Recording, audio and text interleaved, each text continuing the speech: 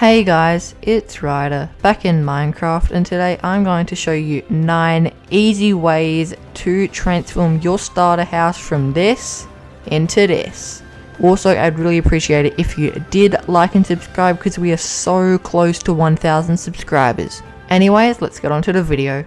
The first tip is to make your roof come out 1 block on the front and back as well as the sides, because it just gives it that bit more depth.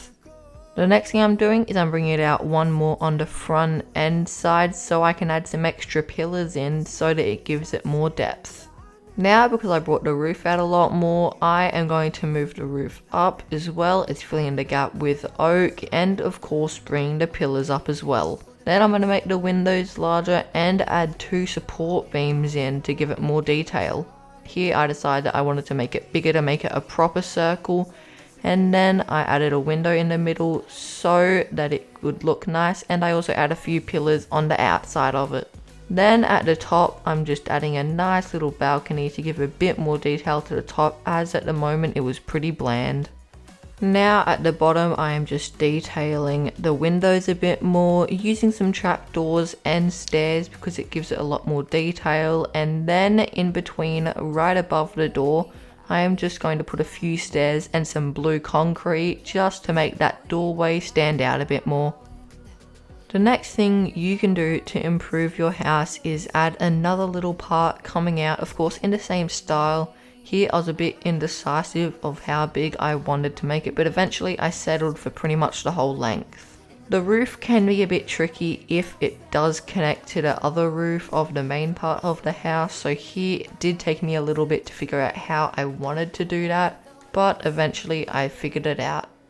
Then around the front of it I just added in a window, and I'm going to decorate it with some slabs, chains and leaves just to give it a bit more vibrancy. The next thing I'm doing is mixing some slabs and stairs into the roof, which really details it and it definitely helps a lot. The next thing you want to do when building your house is add a lot of exterior decoration and detailing.